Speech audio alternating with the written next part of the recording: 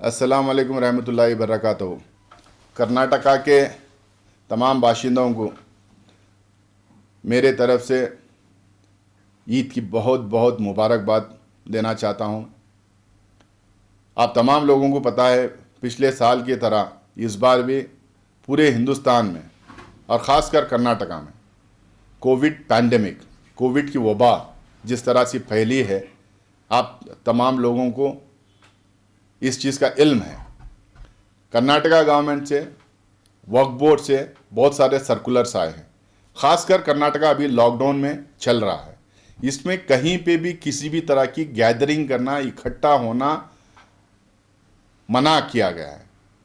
इसमें हम लोग बहुत सारा डिस्कशन करने के बाद में, गवर्नमेंट का डायरेक्शंस देखने के बाद में हम लोगों ने तय किया, क्योंकि मस्जिदें बंद नहीं करना, इसीलिए हम लोगों ने तय किया कि 4-5 लोग वहाँ पे नमाज़ पढ़ सकते हैं। लेकिन इसके बावजूद कुछ मस्जिदों में कुछ लोग जाके नमाज़ पढ़ रहे थे। इसके बावजूद घरों में जमातें बना के पढ़ रहे थे।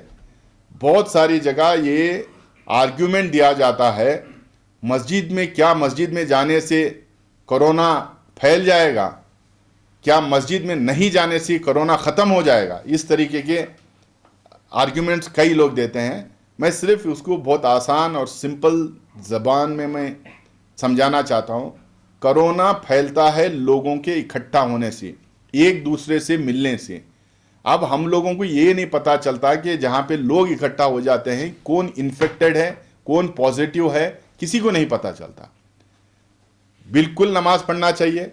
नमाज़ पढ़ के हम लोगों को अल्लाह ताला से दुआ करना चाहिए कि हम लोगों को ये वबा से बचाएं, ये हम लोगों को ये हमारे देश में और दुनिया में ये वबा ख़त्म कर दें। और जितने लोग हॉस्पिटलाइज हुए, जितने लोग पॉजिटिव हैं, जितने लोगों को इस बीमारी से जूझ रहे हैं, उन तमाम लोगों को जल्द से जल्द शिफा अता करे और पूरे हिंदुस्तान से और दुनिया से वबा ख़त्म करे।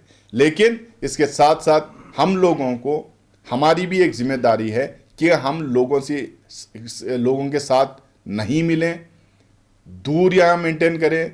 मार्केट प्लेसेस में हो और कहीं पे भी हो, अलग अलग जगह में हम लोग इकट्ठा ना हो।